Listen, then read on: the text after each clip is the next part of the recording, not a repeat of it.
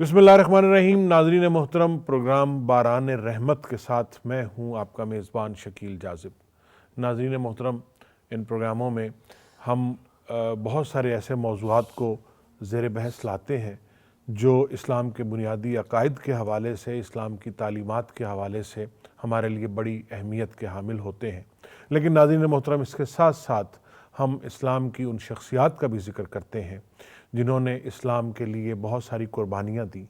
اور جنہوں نے اسلام کے ساتھ اور نبی پاک صلی اللہ علیہ وآلہ وسلم کے ساتھ اپنے تعلق کو ایسے نبھایا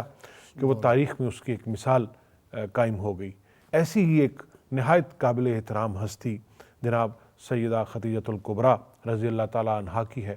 جو نبی پاک صلی اللہ علیہ وآلہ وسلم کی شریک حیات بھی ہوئیں، مسلمانوں کی، مومنین کی ماں بھی ٹھہریں اور ان کی زندگی کی ساتھی، ان کے دکھ درد کی شریک ٹھہریں۔ ہم ان کے حوالے سے، ان کی سیرت، ان کے مناقب کے حوالے سے گفتگو کریں گے۔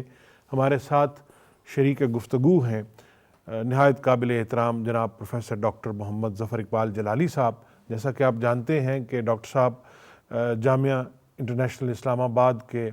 چانسلر بھی ہیں اور نہایت ہی قابل جو عالم دین ہے اور مفسر ہیں۔ ہم جناب پروفیسر صاحب کو خوش آمدید کہتے ہیں۔ پروفیسر صاحب، سیدہ خدیجۃ الکبریٰ کی ذات بابرکات ہماری آج کے اس پروگرام کا موضوع ہے، اور سب سے پہلے تو ہمیں ناظرین کو تھوڑا سا سیدہ خدیجۃ الکبریٰ کے حوالے سے ان کا تعارف کروائیے کہ آپ تھیں تو قریش تھی، لیکن قریش میں ان کی سماجی اور جو معاشی حیثیت تھی وہ کیا تھی، اور وہ اس وقت قریش میں کس نگاہ سے دیکھی جاتی تھی؟ شکریہ جناب، انتہائی شکر گزار ہوں آج کے اس مبارک پروگرام میں ہمیں شرکت اور حاضری کی جو سعادت حاصل ہو رہی ہے۔ یقیناً جس طرح آپ فرما رہے تھے کہ اسلام کے ساتھ جو ہمارا ایک تعلق ہے، ایمان کا رشتہ ہے اللہ تعالیٰ اور اس کے پیارے رسول صلی اللہ علیہ وسلم کے ساتھ، تو اسی طرح ہماری عقیدتیں، ہماری محبتیں ان ذوات قدسیہ کے ساتھ بھی ہیں جنہوں نے نبی کریم صلی اللہ علیہ وسلم کے ساتھ ہر ممکن خدمت کی ہے، اور آقا حضور علیہ السلام کی نسبت کا انہیں شرف حاصل ہوا ہے۔ وہ جس انداز میں انہیں صحبت مصطفیٰ صلی اللہ علیہ وسلم میسر آئی ہے، نبی کریم صلی اللہ علیہ وسلم کا قرب نصیب ہوا، اسی قدر انہیں عظمتیں اور عزتیں بھی عطا کی گئی ہیں، اور دین اسلام کی ترویج و اشاعت کے اندر بھی ان کا ایک اہم رول اور اہم کردار ہے۔ اگر ان کے کردار کو درمیان سے ہٹا دیا جائے تو پھر اسلام کا مطلع جو ہے وہ دھندلا ہوگا، اسلام صاف اور شفاف ہمیں نظر نہیں آ سکتا۔ اس وجہ سے بھی وہ ایسی عظیم ہستیاں جو ہیں وہ ہمارے لیے محسن کی حیثیت رکھتی ہیں کہ محسن کے احسان کو یاد رکھنا، ان کا تذکرہ کرنا، ان کا ذکر خیر کرنا، تو یہ شخصیات ہمارے اللہ کی شکر گزاری کے زمرے میں آتا ہے، یہ شکر گزاری کے زمرے میں ہے۔ اور پھر یہ جو عظیم ہستیاں ہیں یہ ہمارے ذکر کی محتاج نہیں ہیں، یہ تو ہماری محتاجی ہے کہ ہم ان کا ذکر خیر کر کے، ان کے سیرت و کردار، ان کے فضائل و مناقب کا تذکرہ کر کے برکتیں سمیٹتے ہیں۔ تو جس طرح آپ نے کہا کہ یہ حضرت سیدہ خدیجۃ الکبریٰ رضی اللہ تعالیٰ عنہ نبی کریم صلی اللہ علیہ وسلم کی ازواج مطہرات میں پہلی زوجہ محترمہ ہے، جو آقا حضور علیہ السلام کی رفیقہ حیات ہیں، اور سرکار دو عالم صلی اللہ علیہ وسلم کے عقد نکاح میں آنے سے پہلے بھی قریش کے اندر ان کی ایک مستند حیثیت تھی کہ ان کے والد گرامی کے متعلق آتا ہے کہ وہ بھی اپنے وقت کے بہت متمول مالدار شخصیت تھے، اور پھر ان کا حرب فجار کے اندر بھی ایک کردار ہے، خویلد نام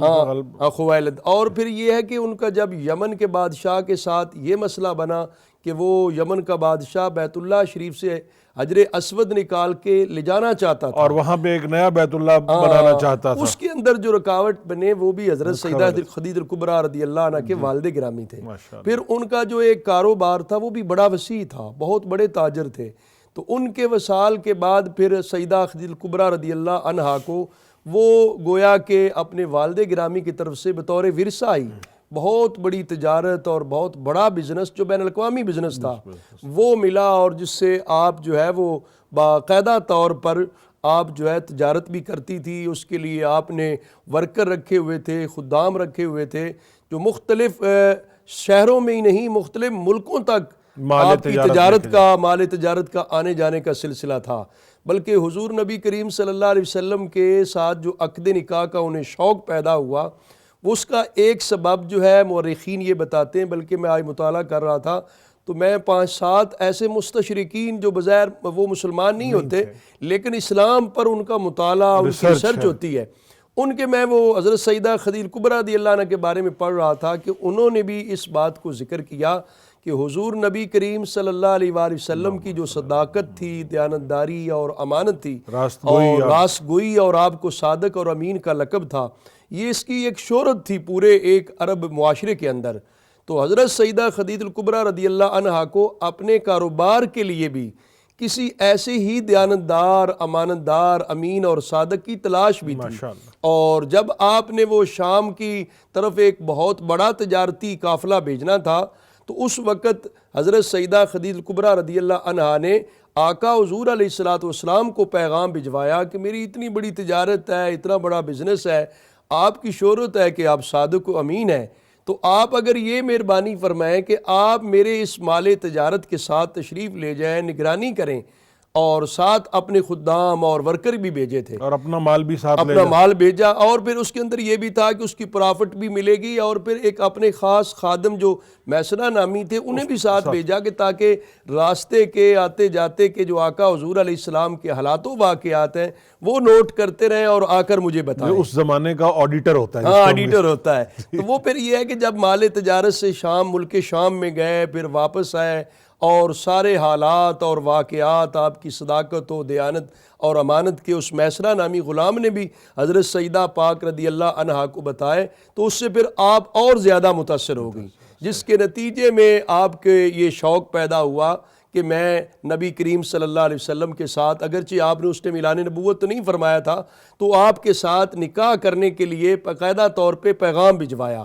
اس دوران ہی آپ کے جو سیدہ خدیجہ الکبریٰ رضی اللہ عنہا کے چچا زاد تھے، وہ تورات اور زبور کے بہت بڑے ماہر عالم تھے، بزرگ تھے، ورقہ بن نوفل، ہاں ورقہ بن نوفل صاحب۔ تو باقاعدہ ان سے جب مشورہ کیا گیا تو انہوں نے اپنے آسمانی علم کی روشنی میں یہ بتایا کہ آخر الزمان نبی کی آمد کا ذکر بھی میرے علم کے مطابق ہے، اور عرب شریف میں وہ آئیں گے، اور یہ جو اوصاف اور خصلتیں، عظمت کردار بڑے اس وقت ان کی یعنی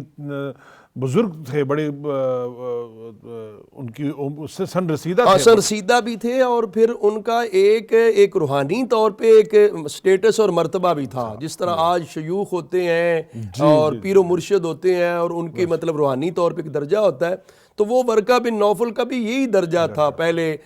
مذاہب جو تھے ان کے پڑھنے میں، ان کو عمل میں عالم تھے بہت بڑے، تو انہوں نے پھر وہ آسمانی علم کی بدولت بھی آقا حضور علیہ السلام کے ساتھ جو ہے نکاح کرنے کا باقاعدہ سیدہ پاک کو مشورہ بھی دیا، اور کہا کہ یہ آخر الزمان نبی کی یہی صفات ہیں، یہی نشانیاں، اور پھر اس دوران یہ بھی ہوا کہ حضرت سیدہ خدیجہ الکبریٰ رضی اللہ عنہا کو ایک خواب بھی آیا، جس خواب میں انہوں نے دیکھا کہ سورج میرے گھر طلوع ہو رہا ہے، جس کی روشنی پورے عرب میں پھیل رہی ہے، پورے شہر مکہ منور روشن ہو گیا۔ تو یہ پھر مزید خواب نے پہلی بات کو توثیق کرنے میں، تائید کرنے میں کام کیا، تو سیدہ خدیجہ الکبریٰ رضی اللہ عنہا نے نبی کریم صلی اللہ علیہ وآلہ وسلم کو پیغام نکاح بھیجا، اور نبی کریم صلی اللہ علیہ وسلم نے نکاح کیا۔ اور اس وقت عمر مبارک نبی پاک صلی اللہ علیہ وسلم کی غالباً 25 سال تھی، جبکہ حضرت سیدہ خدیجہ الکبریٰ رضی اللہ عنہا کی جو عمر تھی وہ 40 سال تھی۔ لیکن یہ جو شادی ہے یہ سیدہ پاک رضی اللہ عنہا کے ساتھ نبی پاک صلی اللہ علیہ وسلم کی جو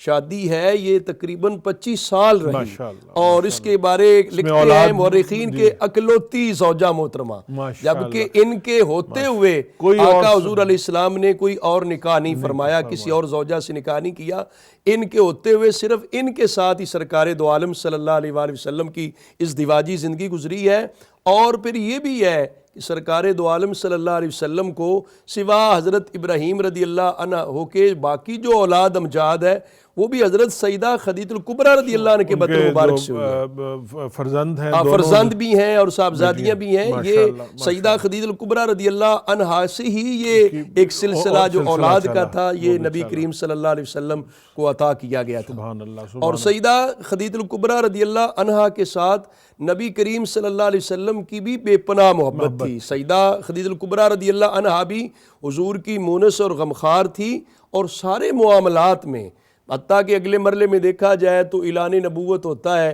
نبی کریم صلی اللہ علیہ وآلہ وسلم جب غار حرا میں تشریف لے جاتے، میں اسی کی طرف آنے والا تھا کہ سیدہ کی ایک شان یہ بھی ہے کہ یہ جو بعثت کا جو واقعہ ہے اس کے شاہدین میں سے ہیں ایک طرح سے. ان کے